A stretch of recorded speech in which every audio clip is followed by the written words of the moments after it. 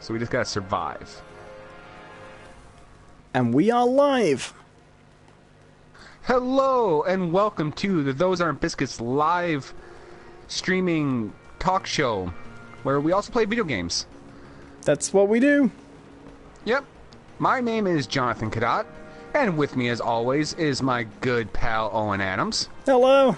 I'm a little bit sleepy. It's nearly 11 p.m. for me. Oh my god. Past my beddy time. Yes. Very Oh much my so. god. With the overlay on And- for the stream, we have such tiny writing, I have no idea what my power-ups do. If you've never seen one of our shows before, welcome. We talk about pop culture topics from video games to comic books to everything. We talk about everything. Yeah, if we And, sound a little bit out of it today, it's because we've actually been trying to set this damn thing up for an hour and a half. Yeah, we ran into some issues, and well, we persevered, and here we go. We're playing Dreadnought. This is a game that's in open beta right now, from multiple studios worked on it. Greybox, Iron Galaxy. God, where are the other ones? There's other ones too. I'm sorry if I don't get all of them. But it's a space naval combat shooter game where you're piloting huge battleships and with multiple abilities, and it's a good time. I enjoy this game quite a bit. Yeah, I like that it's slow-moving enough that you can get a little bit of combat in on... Oh, we did wave 1. On a show like this, it'll actually work out pretty well, I think. Yeah. Because it isn't fast-paced. Although you can get yourself into danger very quickly, which is what I like Right. about it. I will acquire a boost. Let's do it. Yeah. Sure. So yeah, like John says, this is a talk show. It used to be a podcast, now it's a live stream discussion show. We play games as kind of background stuff, and we talk about things. So how was your week? Yeah, so my week's been pretty good. But once again, if you're watching, please drop into the chat, and you can leave questions. We do, we do read the chat. We answer your questions and all that fun stuff. You can tell, actually, that we've been talking for an hour and a half before we did this. This is how we normally are at the Right. end of a stream. Yeah. So yeah, once again, we do apologize if we seem not wholly with it. Having the delay really kind of put a damper, I guess, on our. But we'll get back into it. We're just finding Yeah, our I'm glad legs to- again, and I'm glad we're doing it. I didn't want to delay, because we went through a phase of delaying quite a lot recently, and putting episodes Yeah. off, and I'm glad to get back to it. I've got to remember I can move my power to speed. I'm probably gonna die. Oh, good. Nope, I'm alive. I'm alive. I actually really like the healer ship. Yeah. I don't know if I can be it on here, though. You don't get to pick your ship, do you? Till you No, die? you can. Yeah, well, yeah, until you die. But Oh my god, these countermeasures suck. So yeah. You asked how my week is. My week's been pretty good, actually. It's Oh, I killed the thing. Good, good. I don't know. It's been kind of a. It's been one of those like peaceful weeks, where not a lot happens, but it's been peaceful, which is, in my opinion, better. Right. Almost. It's a nice restful week, you know? It's good sometimes. It's kind of. It lets you Reset the brain a little. Yeah, it's. Not that you'd know um, it from this. right. But yeah, cool. I guess the most interesting thing is today, in the U.S., we were able to see a solar eclipse very clearly. We've had other solar eclipses in the past, but they've always been in a hemisphere that, you know, we couldn't really see it, or it happened at, you know, midnight for us. So right, this is the first solar eclipse in like 90 years, right? The first full solar eclipse over mainland America. Mm-hmm. The thing is, like, for me, it was still not a complete solar eclipse. It's not a complete solar eclipse without heavy metal music and beer. Right. It was a total eclipse of the heart, but not a total. Did you turn around? Eclipse. Yes. My eyes were bright. Every now and then I fall apart, and I need you more tonight. I fucking need you more than ever. Wait, God, what movie is that? I'm sorry. Old School. Old School. Yeah. See that fucking look in your eyes. It's one of those jokes that shouldn't be funny, but is really funny. Hilarious. That is absolutely hilarious. Just adding random F-bombs into that song almost makes it more powerful, I think. Like, one of my actually... he really feels that shit. Yeah. One of my actually favorite movies on YouTube, moments doing YouTube, was I was playing a game called The Park, which is it's a walking simulator, but like a horror one where you play a woman with a lost child. Yeah, and you walk this park with haunted rides, basically. Right, yeah. At one point you get into this section, and it's like it's the section of the park with like oh god, I can't control this ship at all. It's the section with like the games where you like water into the clown's mouth, and there's always a little circle of stands, but you get to like an invisible wall, and that invisible wall is a guy who won't let you walk past him, and every time you walk past him, he buffets you back with like energy and goes, "Turn around." And I spent like 20 minutes walking into him going, "Bright eyes, turn around. Every now and then I fall apart." It was great fun. Oh yeah. Why not? We can upload our. Well, I'd love to, except I've got a thing stuck up. There we go. I had an overlay stuck up that it wouldn't let me remove. There we go. Oh, I have machine gun turrets now. That's nice. Hello to Sam Foreman. Welcome. We're doing the podcast. We have only just started. We're running very late today, so we're a little. Yes. I think we're a little out of it, which is fair to say. Mm-hmm. So, what have you been doing this week? I know you've been watching The Defenders. You want to kick off with that? Because I know I haven't seen it yet, so we can't go into too much detail. But I know. Right. So yeah, I'll you want to talk about it. Yeah, I'll keep this as spoiler-free as possible. I liked it. I really did. Did they defend things? Yes, they did. Oh God, that's good. That guy who reviewed Dawn of Justice will be happy to hear that. Do you remember that review for Batman vs Superman: Dawn of Justice, where that guy was like, "Worst of all," and I'm like, it's a bad film, but this was really funny. "Worst of all, the theme of justice is rarely covered in the film, and it seems as though the title doesn't really have any meaning in the context of the plot." Which I just thought that was funny. Sorry, carry on. Yeah, no. But no, it's good. I guess, like I said, I'm trying my best to stay out of spoilers here. What it really does nicely is wow, they are everywhere. Sorry. Do you have any luck flying the little ship that looks like an Avengers jet? Because I cannot fly this thing at all. You tried it?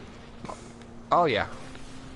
It doesn't go up and down. It just tilts its nose and stays in the same place. Oh, that's always nice. Well, I know, like, that is my most common request in the bedroom, but this is, this is a very different sort of game. Oh, I'm dead. Whee! So, what the Defenders does really well is... Oh, I had to... I have to respawn as a fighter ship. Yeah, is what the Defenders does really well. All the moments we waited for in every series after Daredevil, but never got.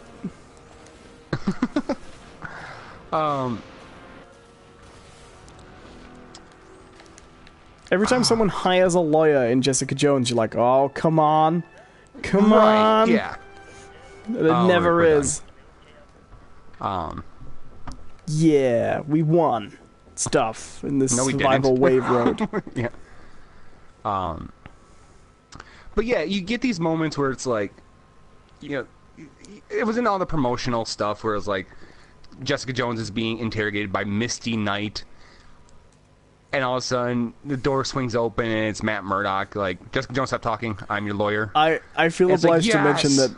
I feel obliged to mention that would be like the headline in a magazine I would have read as a child, quote unquote. It's called Razzle. Jessica Jones is being investigated by Misty Knight. What secrets is she hiding? In her underwear. Should we just go into a deathmatch? Yeah, sure. The door opens. Her lawyer appears. It's Matt Murdock with the massive cock. Yeah, Matthew Murcock. But yeah, you get all these moments. You know, I'm just kind of saying stuff that's I know is in the trailers. But they get a little fight between Iron Fist and Luke Cage, and you know, at first, you know, Danny Rand can't do shit against him because he's bulletproof, and then he summons the Iron Fist and just knocks Luke Cage the fuck out, and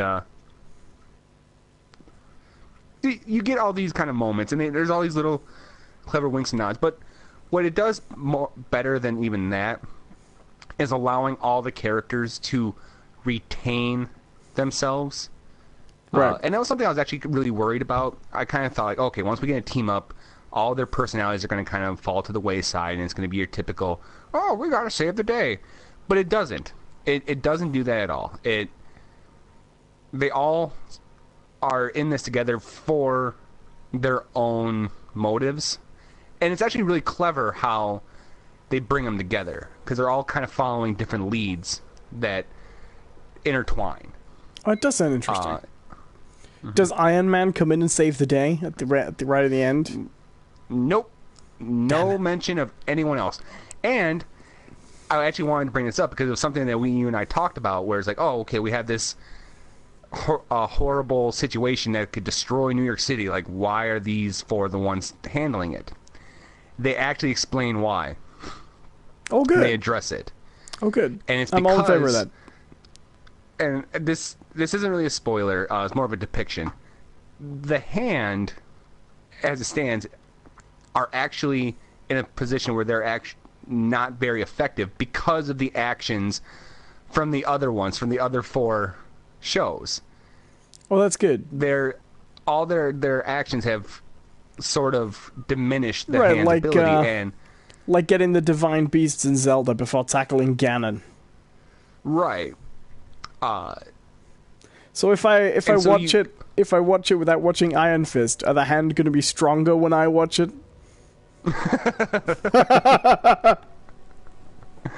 You know, let me know. If you just watch the Defenders, do they lose? Right. Or do you get like the kind of sad ending where it's like, well, we saved the day, but what was lost? You know? Yeah. It was like that sad ending to BioShock, which was like the only ending you could get unless you did it perfectly.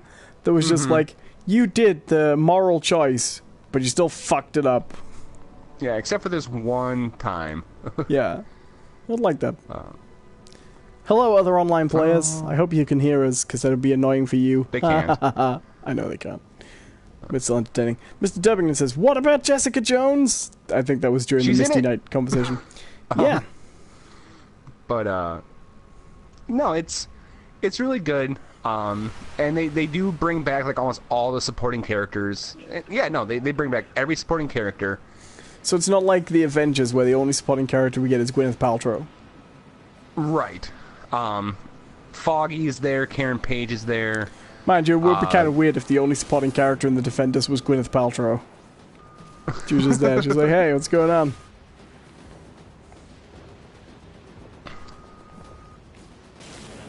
So this is a question. Yeah, Having seen the Defenders, you get Jessica Jones' little buddy Malcolm. You get. I liked Malcolm. He was different, but I liked him. Yeah. He's there. You know, Missy Knight is there.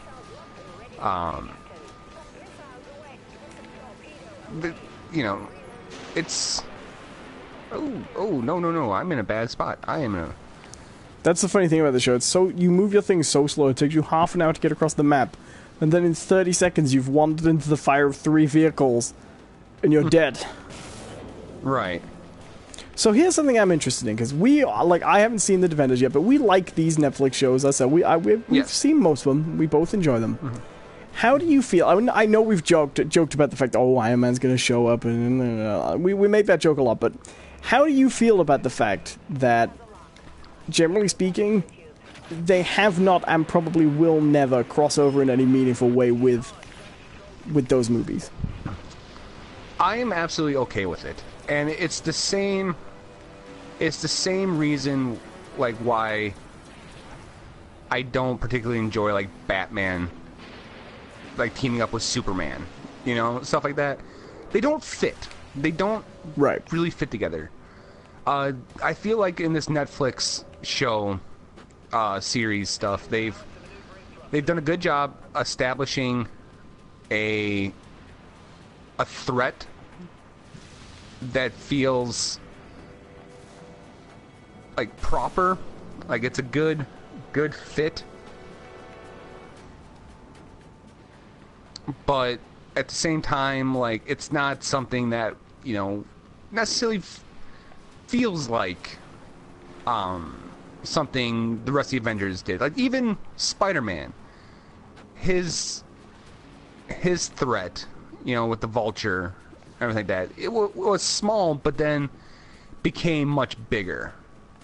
Yeah, and he was of all the Marvel movies, he was the closest in scope to the Defenders, and yet still, by the very virtue of... See, to me, what separates the Defenders is not the scope of their powers, because Luke Cage could be an Avenger pragmatically, but he's an ex-con on the run.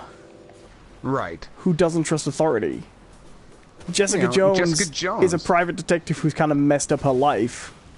Right. And Matt Murdock is on a crusade, not a hero, really. You know? I mean, he's a hero, but he's not on the moral crusade as much as he's on his own personal vendetta against crime, like Batman. Right. Like, Daredevil Series 1 is a better Batman show than most Batman shows. Most Batman films. While still being Daredevil, of course. I don't think everything should be compared to Batman, but you know what I mean? Daredevil is very much like Batman. In this version. Oh, shit. I walked into a really bad situation. It's kind of weird, because I've actually been watching a lot of Flash lately, and it's strange how... I like that show a lot, but it's very strange how different those TV shows are from the Netflix Marvel shows. Yeah, absolutely. So, you know, Defender's really good, and what's really kind of nice is that it's 8 episodes.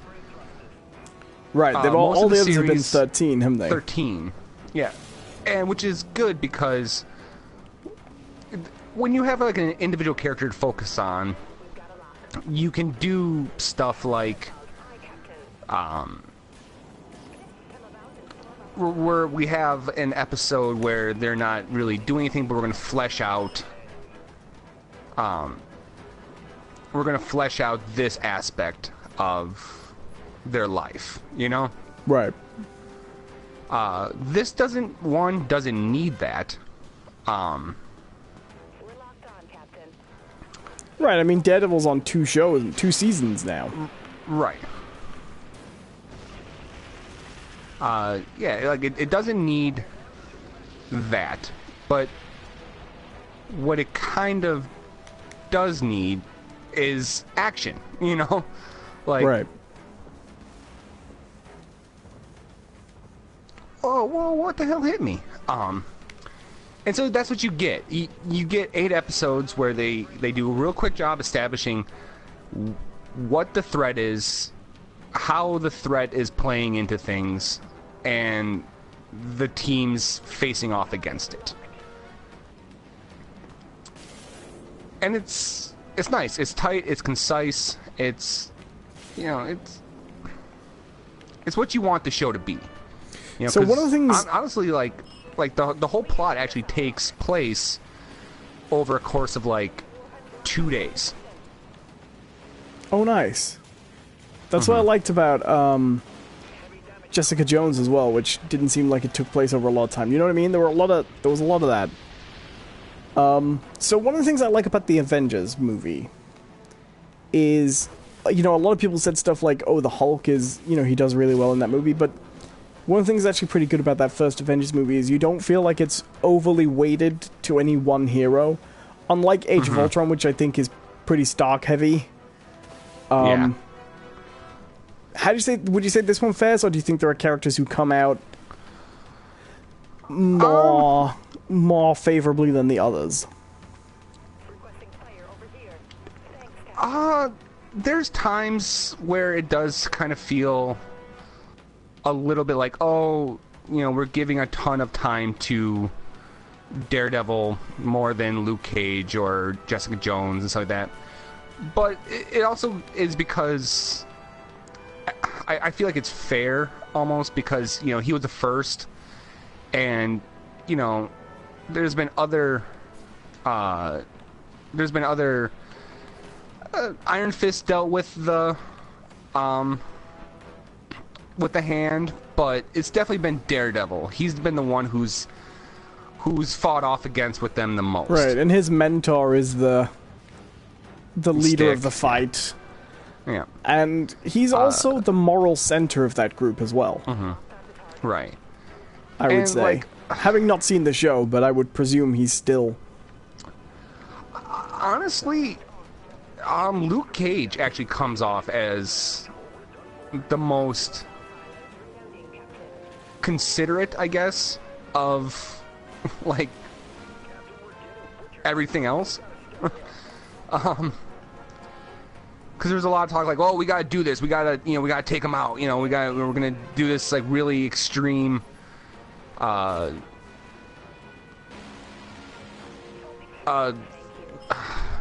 like extreme measures to do this, and you can also get a lot of people hurt, you know, doing this.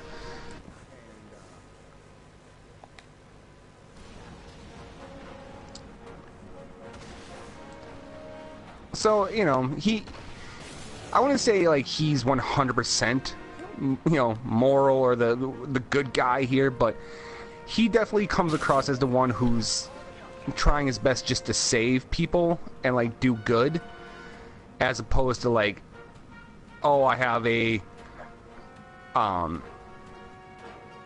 you know, I have a destiny to take on the hand, or I've been, you know, with this lifelong fight against them. They killed my girlfriend, or anything like that. Or he's just like, man, people are getting wrapped up in this. We gotta take them out, or more people are gonna get hurt. There we go. Finally got a kill. It can take a long time to get a kill in this game. Yeah. But no, it sounds good. I'm gonna try and watch it by the next episode, I think. I'm gonna see how Beth feels. We've just finished Flash Season 3, so I think we're gonna go on to a superhero show again soon, I think. We're enjoying superhero shows at the moment. But no, I'm glad it's good, because I'd heard a few mixed things online. It seems to be either people like it, or people think it's a bit mediocre. There is one thing about it that kind of bothers me. And I don't know exactly why this happened, but they feel like they took kind of a different approach when it came to the action sequences than what they've used in the past. Huh. like the action sequences almost come off as much more standard fare, like the sort of same thing you would see in any other movie. Try to start up another like deathmatch. Yeah, whereas the shows themselves always had a much more visceral, hard-nosed edge to the action. You know, that the famous hallway fight in Daredevil, right? Yeah. But you know, I will say this. In Daredevil 2, that feels a little bit self-indulgent. Oh, absolutely, when he has the chain. Yeah. Yeah. And he straight up just murdered... Those people are dead. I'm sorry. Yeah, in Daredevil 2, they took the kudos from Daredevil 1 too far, I think. Mm-hmm. Can I just say, also, I really wish they just kept the fucking costume from the season 1 of Daredevil. I didn't need to see him have actual devil horns. Although it looks... He had horns in the first one. Only right at the end. Oh, that's what you're talking about. You thought he should just kept in the black with the... Right, I will say, the season 2 suit... There is an homage to that. The season 2 suit is, to be fair, significantly better than the season 1 suit as it appears in that last episode, which looks fucking stupid. But I thought that suit was good. I just feel like to be called Daredevil and to be the character we know as Daredevil, he didn't have to be wearing literal devil horns.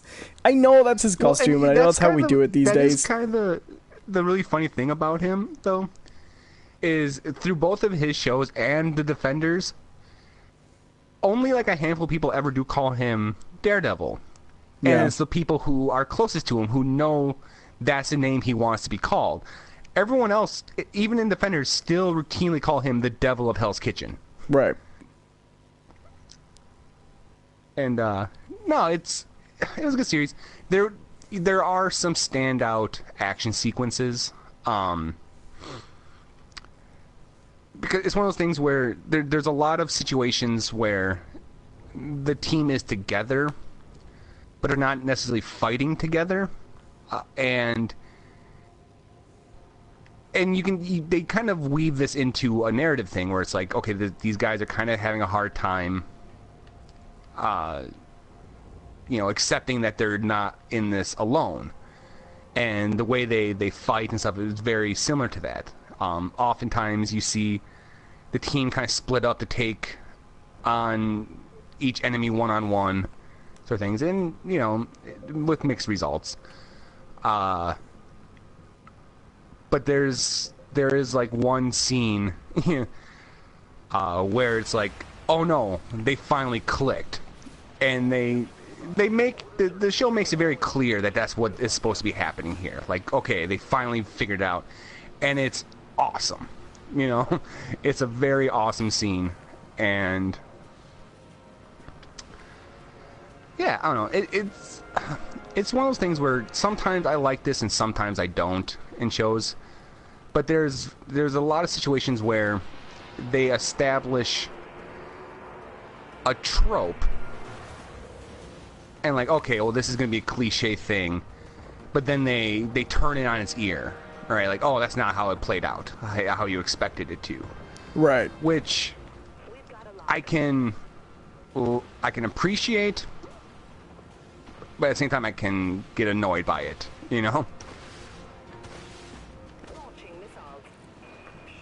And this one, and the show does it pretty well, actually.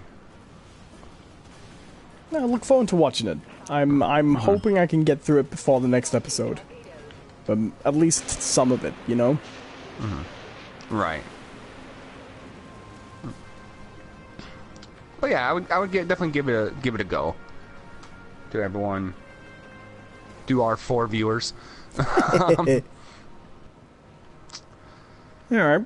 Well, I watched a superhero show also. Sure. I watched Series 3 of The Flash. Well, actually, I watched all of it, but I already seen Season 1 and 2.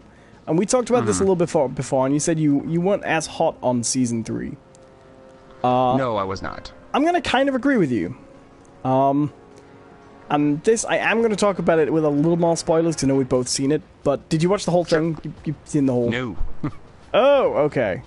But I'm not really upset that if you spoil it, honestly. So I will say, I still enjoyed watching the show. I think the highlight of Season 3 for me is they actually bring a lot more... They brought a lot more... It's a darker plot at times, but they brought in a lot more comedy into the lighter moments, you know? There is particularly my favorite version of Harrison Wells in this this particular season. For people who haven't seen The Flash, each season introduces a new version of Harrison Wells from a parallel universe, essentially. And this season was a fraudster who wasn't a scientific genius and was more of like a almost like a Steve Jobs figure. Like, he saw himself as the ideas man, but was kind of dumb. And his story was genuinely heartwarming. But the big conceit of this year is that in episode 1 they do a loose adaptation of Flashpoint, and I had been led to believe that this entire season was going to be Flashpoint, but it kind of isn't. It's really only that first episode, and then the rest of the season is dealing with the ramifications of Flashpoint, except it also kind of isn't too, because when he gets back to find that he hasn't fully restored the timeline and some things are different. And he's going to go back again, but Jay Garrick appears and gives him this speech of, no, don't do that, you'll never get it completely right and you'll destroy everything. So he goes, no, okay, the message is you are going to have to live with the smaller changes. You will never get them all perfect, you know? So you're going to have to deal with it. And then, by the end of that episode, he's pretty much resolved all of the problems he'd caused prior to that. And a lot of it's never brought up again. And it kicks off this new plot, which is about a villain who is restoring the metahumans that existed in the Flashpoint universe but don't exist in this one. Okay. And that kicks off the running villain of the season, which is a guy called Savitar, who I'm not going to spoil the story behind, but suffice to say, he is a villain from the future. Okay. While I liked the season, because I still enjoy it, I still think it's a good show, what really got me about Season 3 was Season 1 and 2 have the most unbelievably complex running arcs. Like, they genuinely... The Flash is a really complicated show. Like, you think it's going to be just a superhero show like Smallville, Supergirl, Arrow. It's not. This is a show explicitly about time travel and parallel dimensions in really abstract, conceptual ways. Right. And yet... Season 1 and 2, you never really lose track of what's going on.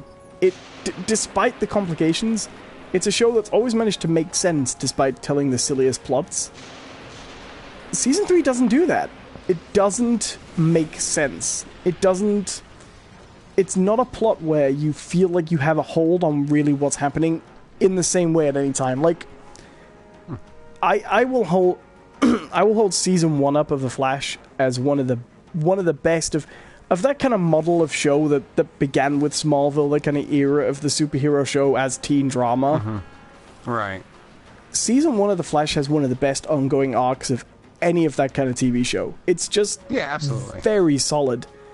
And we're getting destroyed, by the way. Yes, we are. Season 3, for me, really lost that. And it's a shame because I liked it a lot. One of the things I do like, of course, is they cast the guy who played Draco Malfoy from Harry Potter as Barry's new boss. And then they basically fill the season with Harry Potter references, which I think is genuinely funny. Like at one point they are looking for the Philosopher's Stone. Right. Which is pretty great. So, I have less to say about that than I thought, because I'm sleepy. But yeah, Season 3 of The Flash, not up to the standards of Season 1 and 2 at all, and I think it's actually... The big issue with it is, it doesn't seem to know what it wants to be. I would have actually enjoyed it more if the Flashpoint timeline had taken up the first 5 episodes. The first half of a season, really, you know? But they cowered it out with it really, really fast. No, it's... I don't know, it's just one of the things where, like, I read the Flashpoint comics, and I liked them. I really did. But it's a kind of story that just never ever really resonates with me. I like them in small doses, and that's kind of it. Like, I think the big problem is in the comics, you're dealing with a continuity that had been around since Crisis on Infinite Earths, and characters have been around for years. And on TV, you're talking about season 3. Like, I don't know how the DC Cinematic Universe is gonna do it, because have you heard that the Flash movie is gonna be Flashpoint? Right. Which is weird. Well, it's exactly the same thing as trying to do Avengers, trying to do a big superhero crossover as the second movie, right? Like, I don't know what DC's thinking. Are they thinking? Really? And yet their TV wing, broadly speaking, works. I don't know how they can get it on TV but not get it on... I did see that, like, this running thing from Flash Season 1 where there's this headline that says Flash vanishes in Crisis, and it's from 2024.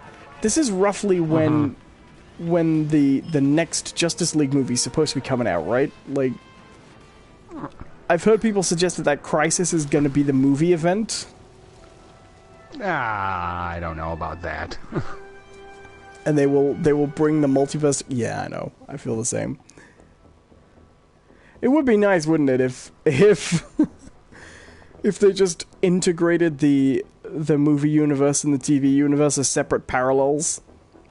That'd be kind of weird. It'd be an interesting choice to go with. Right. See, I liked Flashpoint in the comics as well. But I actually like the movie more. I think it works better as a self-contained story, not as a setup for the New 52 universe. Right. I agree.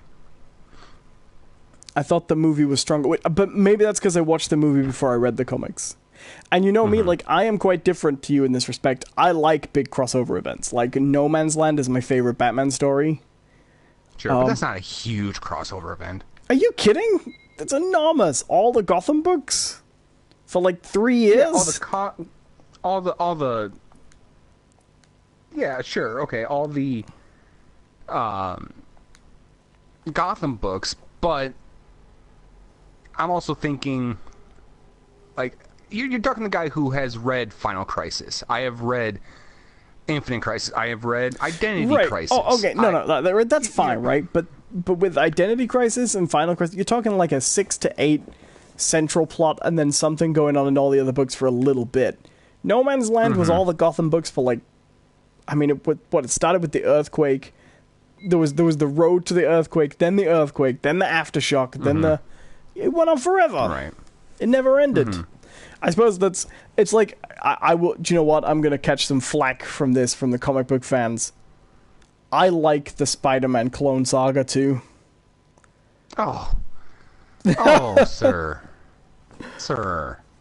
But then I like Ben Reilly. You know, honestly, the Clone Saga thing didn't bother me as much as other people. Cause I did think that the whole Scarlet Spider thing was an interesting plot.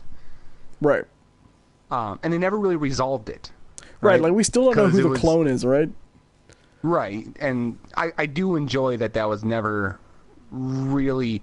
I mean, they suggested it was because Ben Reilly did disintegrate at the end. And Spider-Man's behind him with a little vial of acid behind his back, like, oh, gee, I guess he was the clone then. Gee, how'd that happen?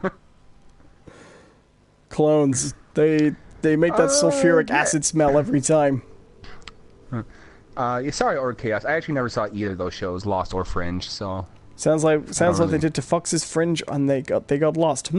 Yeah, I've never seen Fringe myself either. Check it. It's a totally tangent here, but you know what Spider-Man plot I hate? What's that? It was in the mid-2000s, and everyone loved it. And it got trade. It was everyone read it as well because it got a cheap trade paperback the same year. And it was a god-awful Spider-Man plot they did where they announced that,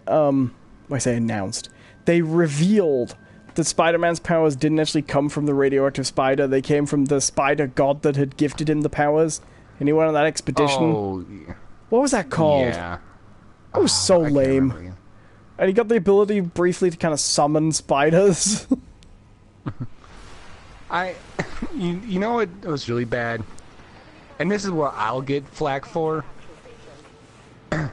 I didn't think Brand New Day was all that terrible. Well, the problem with that is the reason people didn't like that was just because, like, I get it. Was that Brian Michael Bendis, or was it who was that?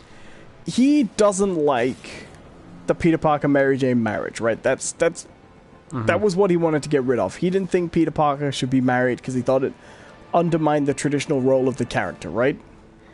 Right. And I get that, but all comic book characters, I get that people were upset about that because it felt like a big continuity change just because one person didn't like a plot. But this is what comic book characters do. They go through periods of growth, and then they go through periods of returning to the stage where most people are familiar with them, right? It's a little bit like the TV show Red Dwarf has come and gone over the years, and it had built up quite a strange... It's had varied casts and things like that, come and gone. But when they brought it back for a new season last year, the cast they brought back were the 4 cast members during the most popular years of the show, right? You know what I mean? It's just the same thing as that. It's periodically just getting Spider-Man back to his most recognizable form so that newcomers can get into it a little easier, you know? And they also wanted to bring Aunt May back, you know? Right. I think a big part of Brand New Day was Ultimate Spider-Man was ending. And Ultimate Spider-Man was the book where Spider-Man was in his most traditional form. Teenager with girlfriend and Aunt May, right? Despite all the changes, he's in his most traditional setup there. And I think they just wanted to get the normal book back to that shape. Right. And the problem is, it's what we're always saying about comics, which is one of the biggest mistakes they make is they don't have one book called Batman, which is where you can get all the main Batman stories, and therefore nobody knows what you're supposed to do anymore. Nobody knows where to get the one... If you could go back and read the entire history of Peter Parker's relationship with Mary Jane and how it went and things like that, in a realistic timeline most people could follow in one book, you wouldn't need to do that. But as long as you want to be a comic book fan with 5 different Spider-Man books, each tackling different parts of his career and different eras of his relationship, every so often you have to have the resets. You can't have it both ways, you know? Right. But no, I agree. I don't think Brand New Day was that bad. I think the story itself's kind of good. And, like... Well, and what I like about it, and a lot of people are like, really? Spider-Man makes a deal with the devil? No, it's like... What I really liked about it was that we have a character in the Marvel Universe which is essentially the devil. Alright? Mephisto is the devil. Right. You know, why try to pretend like that doesn't exist? You know? Why do you pretend like that's...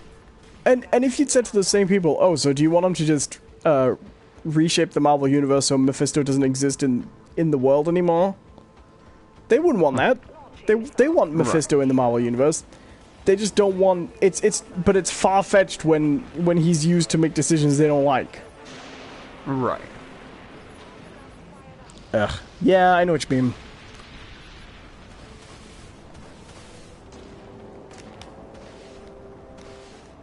Oh my god, why do I keep doing this? This is not a good idea.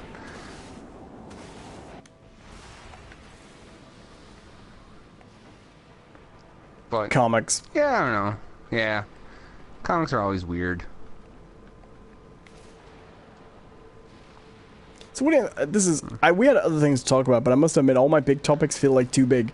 I'm curious, what do you think is the most successful comic books reboot of a character?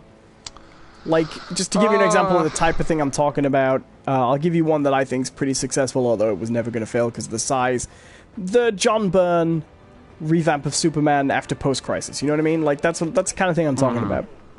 What do you think is the one that did the best, that got it right?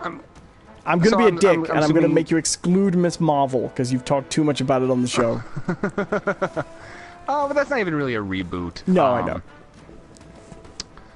But, like, another example would be the going from the Alan Scott Green Lantern to the Hal Jordan, all right, and that's things what I was like gonna that. ask. Like, are we talking about like going from Golden Age to You can have that Silver if you Age? like, because like for example, I wouldn't pick the Alan Scott Green Lantern to the Hal Jordan because I don't think that's the best one. You know, I think that the Alan Scott Green Lantern and the Hal Jordan Green Lantern are basically the same character, just They in are a different absolutely not. a different suit.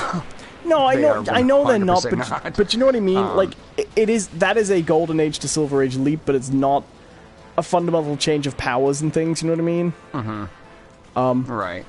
I know they're not, but you could have it if you thought it was the best one. But yeah, I think that's probably well. It's one of those things where it's easily like the biggest change and the one that's most lasting, I would say. but you couldn't have Hal Jordan to Kyle Rayner because that's just an in-continuity Right. change of mantle. Right. That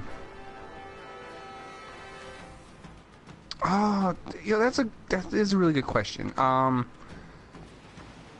that I don't really know. The best reboot. Man, that is kind of tough. Because there've been a lot, but when you think about them, how many of them have been either... Because the thing about the Superman to the John Byrne Superman is that one's... While they toned his powers down, he just came back as the same character, you know?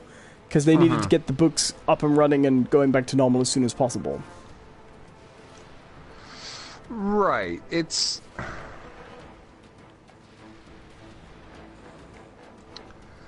Man, I don't... it's really hard for me. I mean, I guess it's not really a reboot for because I'm trying to think. Like, are you talking like an actual reboot in the story and everything like that, or just a new direction for the character? Well, I'll tell you another one I'd give you, right? Because it's not technically a reboot, but for example, when Frank Miller took over Daredevil, he rebooted it. That was the one I was gonna actually say. I think that is, but not. I'm actually gonna go a different way. I'm going to say the better one is actually from. The better one is actually. Oh, fuck! Now I can't think of who it is. Is it Judd Winnick? It's the who did Brubaker Daredevil to the Judd Winnick run, because after Frank Miller took over, we got I don't want to say like 20 years of dark, grim, horrific Daredevil stories, you know, where, you know, Karen Page did porn and got HIV. You got Mia getting driven insane by Mr. Fear. You know, you had all these really horrific things. Daredevil carved a bullseye into Bullseye's forehead with a rock. Frank Miller. Right, you know, it's... Come on, I got killed. I don't know what killed me. Fair enough. But when Judd Winnick took over, God, I hope it's Judd Winnick. He did try to bring back a little bit of the swashbuckling side of Daredevil, where Matt Murdock wasn't as tortured as he always comes off. It was a case of like him acknowledging that he has the abilities he has, and he can kind of have fun with them. But they do make references of him like, oh, what about all this stuff that happened? He's like, I'm just trying to ignore it right now, and that's what it does. He admits that he's basically burying his past, and eventually it's going to come back and haunt him. But for right now, he just wants to live. There we go. I've got a game going. Sorry. Fish. What? Oh, hello to Happy Halofish. How you doing? No, I think that's a good answer. I suppose my answer, I'm not a huge Alan Moore fan, but I think my answer is probably always going to be his run on Swamp Thing, which I think took a mediocre book to a great one, and is still my favorite of Alan Moore's work, because that was Alan Moore working on being intelligent and being Alan Moore and doing what he does best, but within a traditional comics framework, you know? Right. So not trying to completely smash the mold, but just writing great comics. And I like that. Okay, but there was another one. A question in the chat here that could actually carry us for a while. Oh yeah, yeah. We sound like we're really. Yeah, this will kill a minute.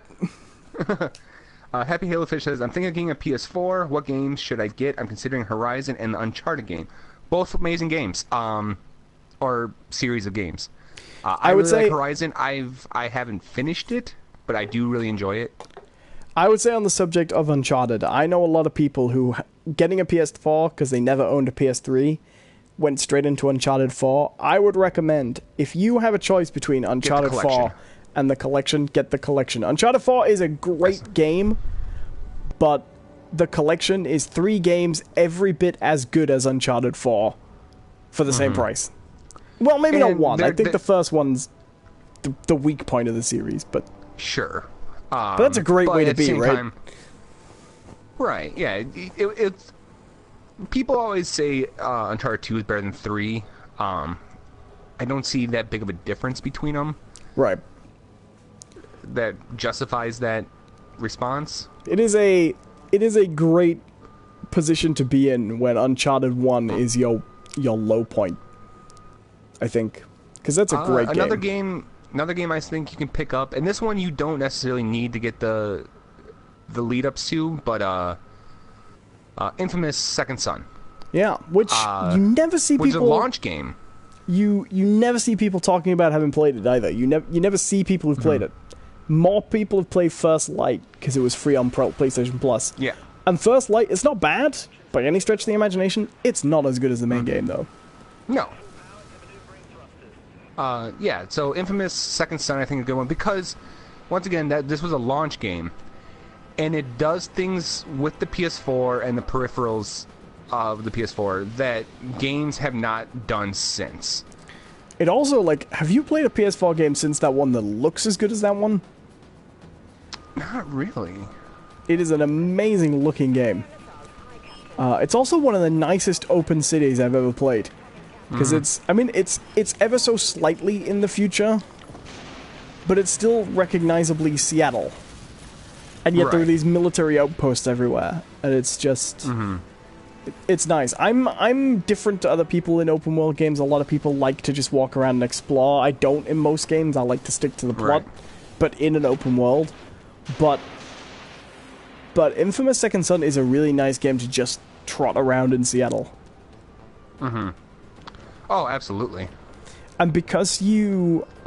it's almost accidental, but because you need the neon to refuel your neon powers, it has that very specific look of a modern-day city, but filled with very specific tacky retro ads. Right. And it looks like nothing else because of it. It's really nice. I think Infamous Second Son is the best superhero game where you're a superhero with powers, you know? With a range of powers. Even as weird as some of those powers are. Happy Halofish says, also The Witcher 3 has caught my attention. Witcher 3 is great. That's on you. I have not played that one. It's a really... What's interesting about The Witcher 3 is it seems to combine so many different games. Like, in terms of story, it is a Telltale game. It has a branching plot that comes to multiple endings, and the decisions you make in that plot will have ramifications way later on in the game that you won't find out till the end of the game, and that's great. And then in the world, it's Skyrim. It has this big open world, and then in the gameplay, at times it's Hitman. You know, you are doing monster quests. You have to prepare for them, get your stuff together, research your monster, and solve clues and hunt them down. And every quest you take on, even if it's just a side quest that won't affect the main plot, every quest you take on will usually have a choice you have to make. Right. And the moral choices aren't like... The game doesn't tell you this is good, this is bad. They are often quite complex ethical choices. Like, one of the early missions I came up against, I went to kill a werewolf, right? This woman hired me to kill a werewolf because... Sorry, no, this villager hired me to kill a werewolf because this werewolf had killed one of the local women, right? And when I got there, I met the woman's sister and her husband, and they were telling me a little bit of information, but there was something kind of fishy.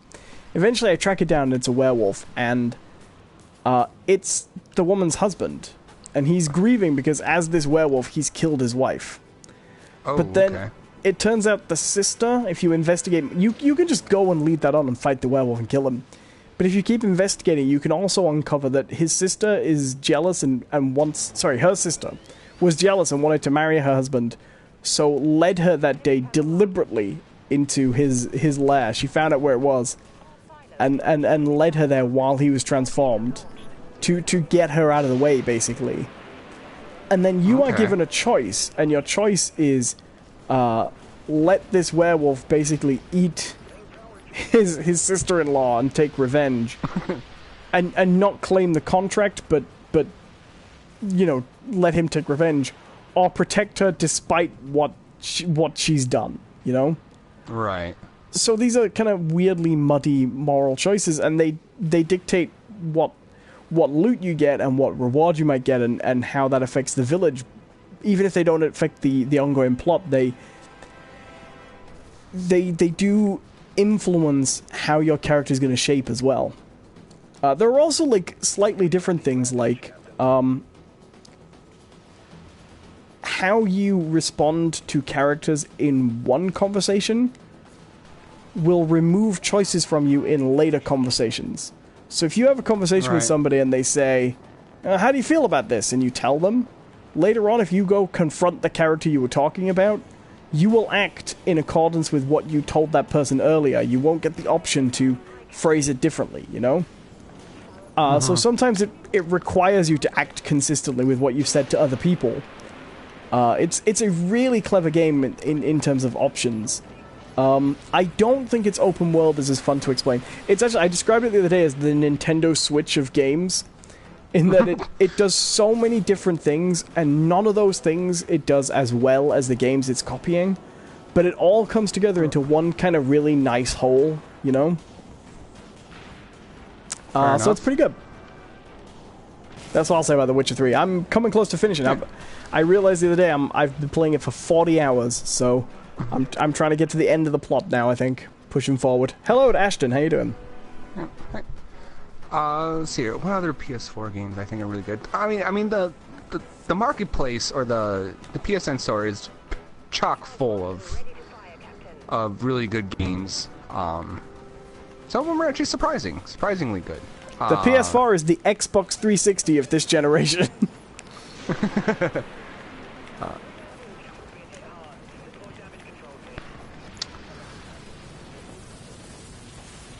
I'll tell you a game I really like, and it didn't do very well, so you can get it pretty cheap.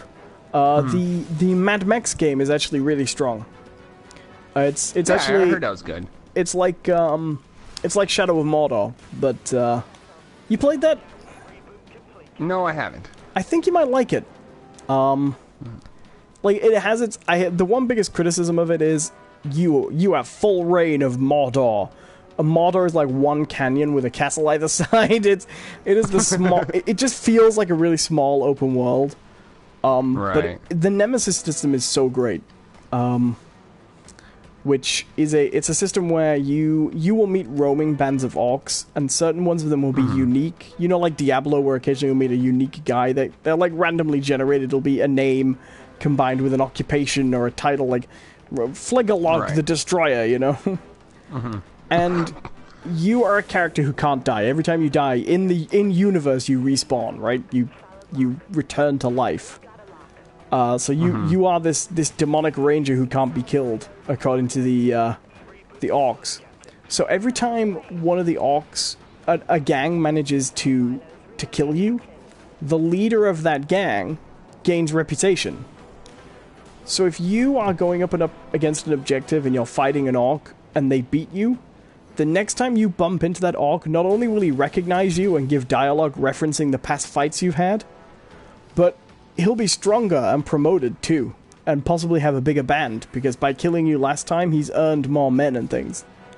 It builds this chart of how all these different orcs are connected in generals and things you have to take down to make the army weaker. It's worth playing for that system alone. That is like, the whole game is pretty good, but just playing with that system in itself and trying to take down the orcs army for army with these enemies you come to learn personally is almost worth the entire price of the game. Shadow of Mordor. So check it out. It's really good. Fair enough. Weird game though too, because that came out of nowhere. Like they just announced that one day, and there it was. And it was just like, oh yeah, we're good. And it was on sale. And then they did the same with Shadow of Mordor too. Like with what do they call it? Shadow of War, which is the stupidest title. Right. I mean, and there's always the standards. I mean, I think if you're gonna get PS4 soon, hold off and just get Destiny 2. Overwatch is a fun game. Blub-dubs. Blub-blub-blubs. Clappy-dappy. All of them. What? Oh, it's just... Call of Duty games, they just sort of blend into one. Oh, so it's like I didn't say that.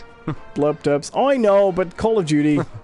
Go play Call of Duty, everyone seems to like it. It's so boring. Okay, it says, yet they decided to add loot boxes to that game. Yeah, they're putting loot boxes in Shadow of Mordor 2, where you can earn extra orcs for some strange reason. Weird. You can earn loot boxes in game, and these loot boxes, and pay for them, of course. And these loot boxes will have things like unique nemesis enemies in it. So if you want to face more interesting enemies, I guess I mean, that seems like a really weird thing to do. Like, what if you get a really rare enemy? I think the enemies carry loot, though, you know? So... Happy Halofish says, I'm still going to play on my Xbox. I've pre-ordered Destiny 2 on my Xbox. Pity. Oh. Doesn't it have unique content on the PS4 as well? Yes, Pretty sure it does. What a weird choice. My Xbox One might as well just rename itself to Games with Gold Machine. Because, like, if it's not free with Games with Gold, I'm not playing it, really. Right. Oh, man. I almost bought Knack on the PS4 the other day. I got all the way to the counter, and the guy was like, is this what you want? And I was like, you know what? I'm just gonna... Just those two. I'll just put that one down. I didn't need Knack. What other game? Oh, I was just actually talking to Owen about this earlier. I think it might... I don't know if it's cross-platform or not. It might be a PS4 exclusive, but there's a game called Armello on the PSN store that is a lot of fun. I think it sounds like a chocolate, though. It kind of does. New Mint Armello. Alright, should we wrap it there? We have hit like 1 hour. Caramello. Caramello, that's true. Should we wrap up? Should we finish up? Should we... I know we had more stuff to talk about, but we will... Want to do just one more? We got some more people in here. Let's do it. All right, people. We're in our last game here. So if you have some more questions for us, lay it on us now. I see there's 4 of you watching. I'm one. Owen's the other. So there's 2 of you watching this right now. I'm so tired. It's so funny. I'm not with it at all today, by the way, which is why we're doing almost certainly terribly. But it does not want to matchmake. I all the way through to select a match, and then it just goes back to the menu. Well done. Good game. All right, there we go. Try again. Happy Halofish says, why... I think because I failed to return to the dashboard. Oh, fair enough. Happy Halofish says, why is Infinite Warfare in space? Because no one on Earth wants it. That was the one that looked most interesting to me. I'll be honest. Right. I mean, that's because I don't like Call of Duty. Shooters so don't do anything to you. Yeah. Right. So that if it looks less like Call of Duty, also Jon Snow was in it. I thought that was kind of funny. Did he still know nothing? I don't know. He was the bad guy too, which was kind of interesting. Well, we've seen that really weird. Do you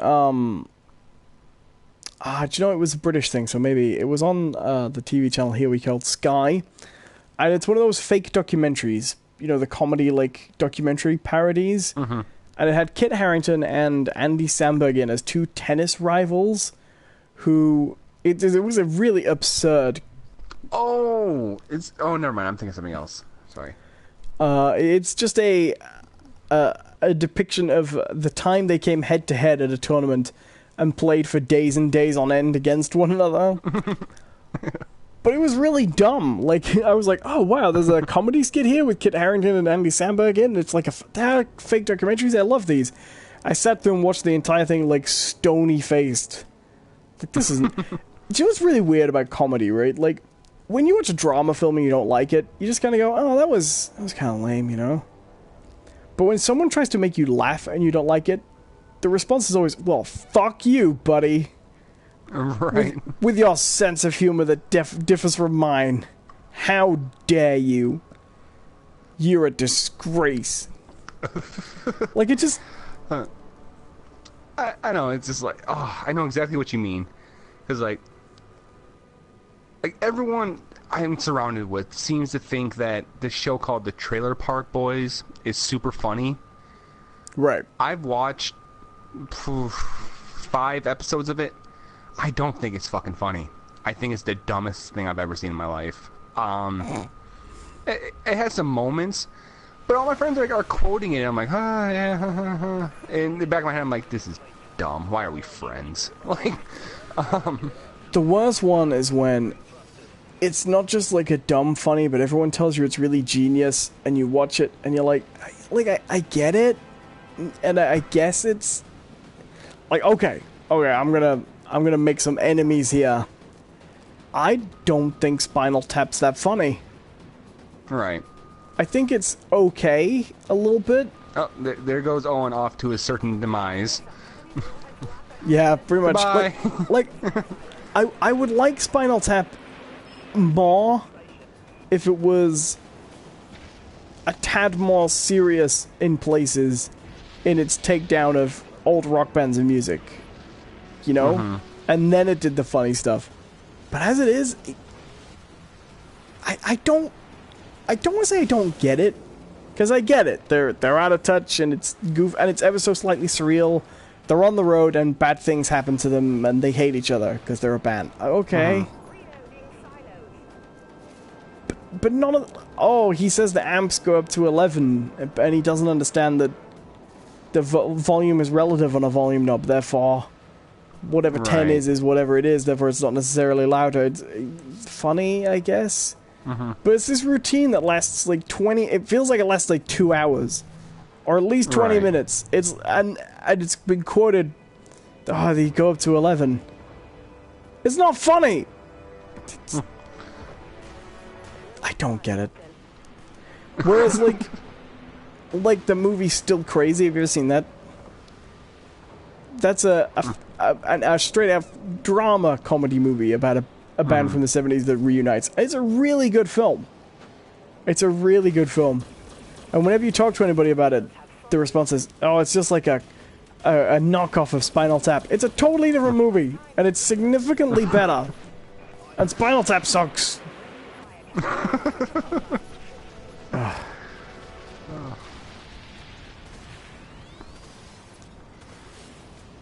I'm just going to drag these missiles with me. Fair enough. I did come around on BoJack Horseman, though. Well, that's good. I've said lots of terrible things about BoJack Horseman looking terrible. And actually, it's really moving. Like, it is legitimately... Like, it's so depressing.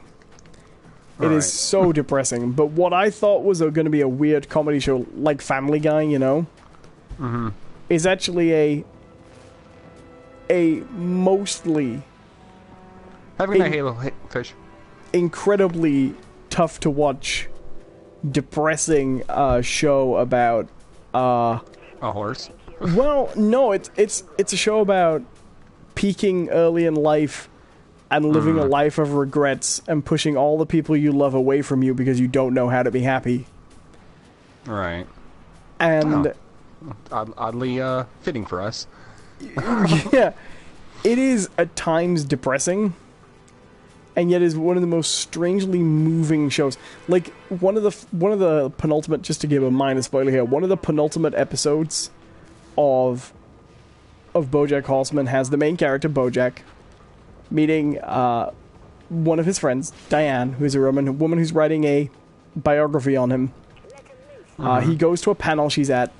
This is after he spent a season kind of pushing people away, and he's hit rock bottom. And he walks up to the mic to the Q&A, and he asks, he says, "I just need to know if it's too late for me, Diane. I just need to know if it's too late to be a good person, to do things right and turn it around." And the movie, then the episode ends, and they never answer that question. They never show what she says, and they never resolve that one question that dominates him. And it's a show about someone who is asking himself that question and keeps pushing people away and does not know how to break out of his cycle of destructive behavior. And it's a dumb cartoon show called BoJack Horseman. It is really deceptive. But a really good show. Heartbreaking at times. Yeah, I mean, that's kind of been a thing, right? It's become like almost a trope onto itself, or like a cliche. I'm even loath to say is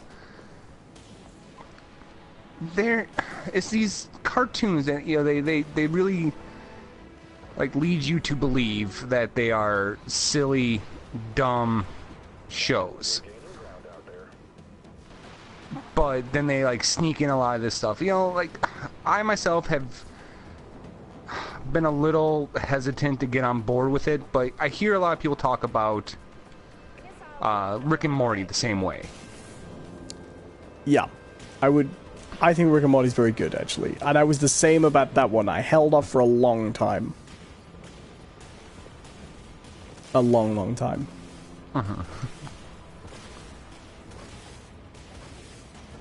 But you know what I will say about Rick and Morty is that one is more overtly a comedy. Like Right. they will always try and land the laugh in Rick and Morty if they can. But when they have landed some laughs, they will often take a moment out for a bit of seriousness. Rick and Morty's really good though, because it's basically Doctor Who. If Doctor Who always ultimately ended up dealing with the consequence of its plots, and if the Doctor was just a massive prick.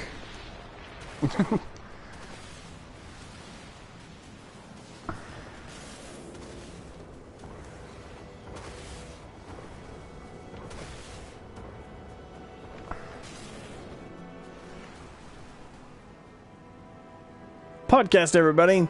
Dead Sorry. Gradman Pizza in the chat says, "Can I join? I'm a medic on here." This stream is not really about gameplay. Actually, we do a talk show, and we usually just play games in the background while we're doing it. Yeah. And we're actually finishing up after this round, so sorry about that. But thank you for tuning in. We'd love to have you back again. We do this every Monday, 3:30 Central Time, 9:30 British Standard Time. Yes, I forgot. We're supposed to invite our viewers back and encourage them to watch instead of just being like, "No, you can't play. I am mean." So please like and subscribe. Yes, please do. I am so tired. Yes, we have had a hell of a day today sorting out this stream. Yeah, and I feel kind of bad because this is not typically what our show is like. We had a lot of issues getting this going, and I think it shows because we kind of almost burned ourselves out just Yeah, we were talking for an hour and a getting this half going. while we were getting the stream started. So it was a little bit of a funny day. I'm not even paying attention to what I'm doing. I won't lie. No, me neither, honestly. I'm just flying around talking and shooting stuff. Sonic Mania is pretty good. Podcast stuff. Yeah. I was actually hoping you would talk more on that. So I've been playing Sonic Mania. What do you want to talk about? It's a good game. Well, I've been waiting for this game. We can save it for next episode too, but... Well, I've been waiting for it for a long time. But yes, I think I'll talk about it when I'm clear-headed. But what were you hoping I would say about it? Well, I was like, 'cause I think... Even though it's not a official remake, you know, it's clear that this is made in the same style of the older games. And well, a lot of the levels, right off the... a lot of the stages are remixes of classic stages. So it's partial remake. I think that's fair.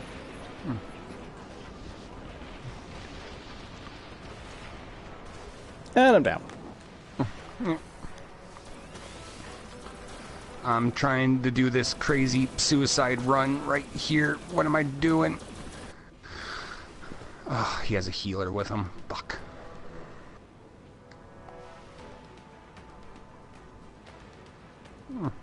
But we also had Crash Bandicoot, the remastered.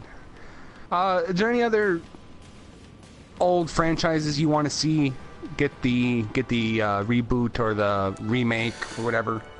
Well, you know, I don't play a lot of retro. I was never very good at retro games, so when it comes to playing them again, I often still kind of suck.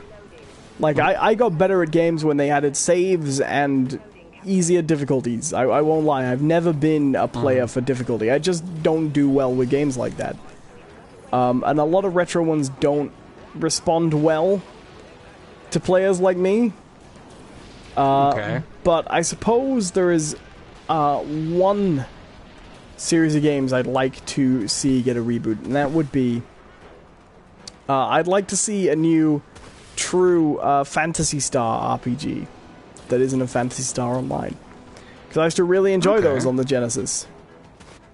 You play a Phantasy Star game that wasn't Phantasy Star Online? No.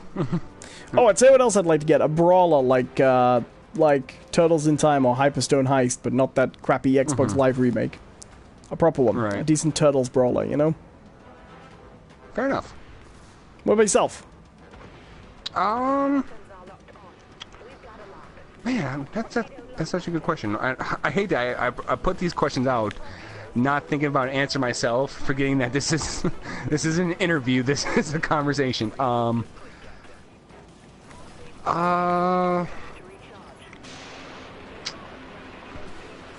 it! Now I can't think of it. Well, tell you what do you think? I'll tell you Bugsy. about one of my favorite Super Nintendo games that I play a remake of today. You ever play Evo: The Quest for Eden? Nope. Or is it The Quest for Gaia? It's either The Quest for Eden or The Quest for Gaia. There was a Super Nintendo RPG called Eden. And, what am I talking about? Evo. Evo! The Quest for Eden or The Quest for Gaia. I can't remember which it was the quest for. There's a character called Gaia in it. And you play a primitive life form that is instructed by the goddess Gaia that she has chosen you to come and be her partner in heaven, basically, you know? To come join her. But before you can do that, you need to reach, like, you need to reach her level of life form, right? So you basically need to become a human being. Okay. And you are currently a fish. And the game is to evolve. So you start off in the water and you swim around as a little fish. And you have a really puny little bite and a really tiny little body. And every time you come up to an enemy that is possible to bite, you can bite them. That does a really tiny little bit of damage. When you bite them, they turn into food, and you can eat the food, and that regains your health, but it also gives you a few evolution points. And you have to spend your points on better upgrades. So you can get, for example, faster, smoother fins, which will increase your swimming speed, more powerful jaws, which increase your biting power. And that's basically the game. You go through different phases, making yourself a bigger and more elaborate fish, until you get to the end of the fish levels, and then you climb out of the water and become an amphibian, and you go through bigger and bigger land animal levels until you eventually become a human being. It's like Feeding Frenzy? No, it's Spore? proper. It is proper combat. You are swimming around, actually biting people and fighting them. But when you win the fight, you get Evo points that you can spend on upgrades, and those upgrades turn you into a more and more advanced animal, basically. Okay. It is pretty sweet. I would play that again in a flash. I'd like a reboot of that. Well, in that same vein, I actually really enjoyed, some people really liked it, some people didn't. I thought, God damn it, now I can't think of the name. Golden Axe. Echo the Dolphin. Echo the Dolphin. A remake of... That was one of those games where, as a kid, you just play the first area, because once you got past that, it got too hard too fast. They were really difficult games, Echo the Dolphin. Oh yeah. Yeah, when I was a kid, but when we were kids, there were a lot of games out that were basically the same game, and they were all terrible, but they were so popular. Golden Axe, Altered Beast, you know. Oh, Paradox says I'd love a Zool remake. I love Zool. There was a Zool remake, by the way. Was there? Yeah, the Gremlin Interactive that made Zool hired a company to make a remake of Zool during the Wii and PlayStation 2 era. It was going to be a Wii exclusive for a bit, and when it came close to releasing it, they showed the work, and Gremlin Interactive were appalled to discover it was buggy and unfinished and ran like shit. So they were like, we will not let you make this a Zool game. So they changed the character and released it as Ninja Bread Man on the Wii. Oh! I think I've heard about this, yes. It is one of the worst games on the Wii. And then what they did was they changed the environments and released it again as 5 or 6 different games. It's kind of funny, really. I loved Zool, by the way. That was really great. The environments in that game were really amazing. You had the Candyland episode, which is the first one, but the one I always liked was the music level, you know? With the keyboard, you could actually walk across and play songs. I don't know, like, we're talking about, like, just games and not maybe series. Fester's Addict. I don't know, That was good. I like that game. No, it wasn't. No, it's terrible. That game is horrible. What about Bart vs. the Space Mutants? Also pretty bad. What do you think of Bart's Nightmare? Not a good game, but it was an interesting game. I don't think I ever played that one. So complicated. It was one of those games where every mode was a different game, you know, every type of level was just completely different gameplay. Right. Oh, for God's sakes, die!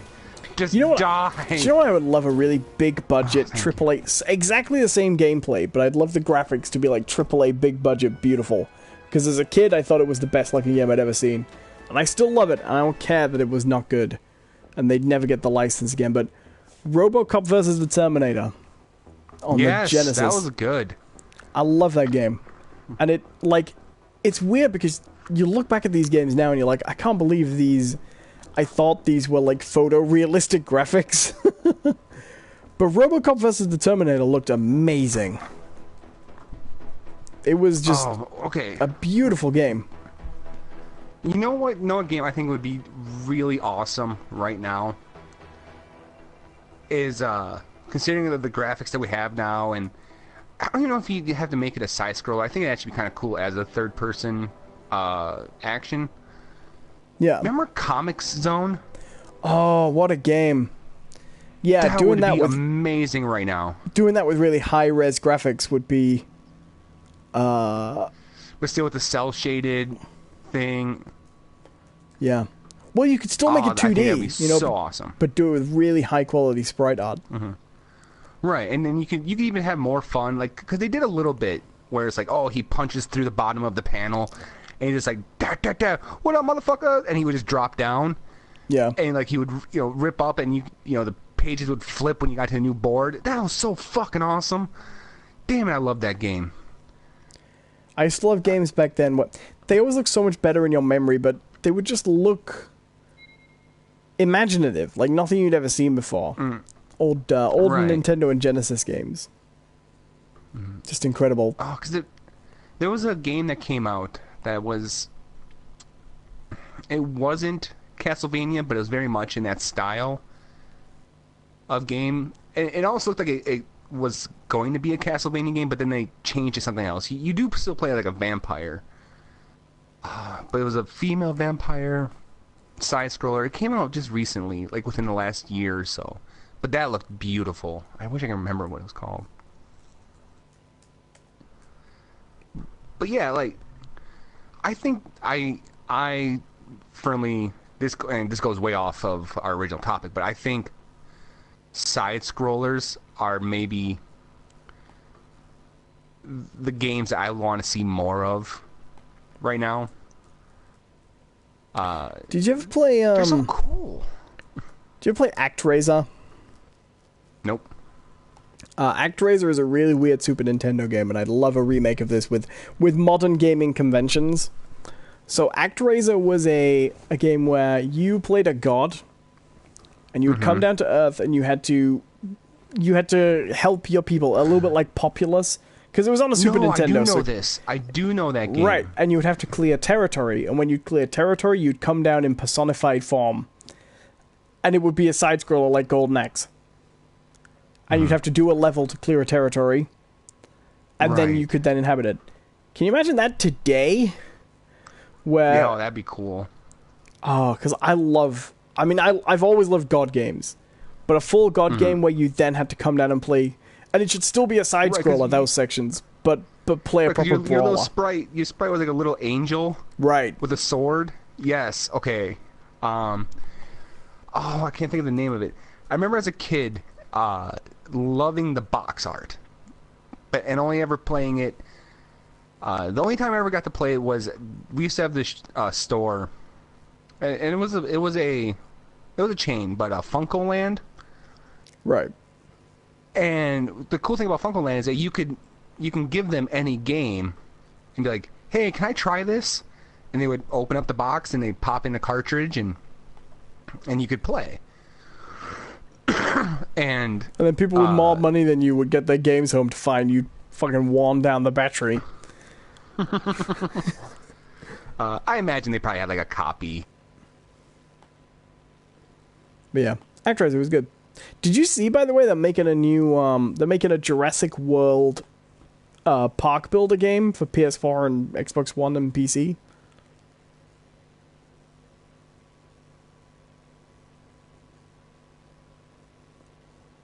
Hello? Oh! John has left. I am now the party owner. I guess that's John's Wi-Fi. Well, while John is not here, it seems sort of silly to me to to attempt to resuscitate this conversation, because I pretty much need to go to bed, but I'll see if I can get in touch with John. But, yeah, I think we're probably going to wrap up there. Let me see if I can just make sure John is around. If you want to get in touch with John, by the way, you can check him out on Twitter by going to @JohnCPerson. That's @JohnCPerson.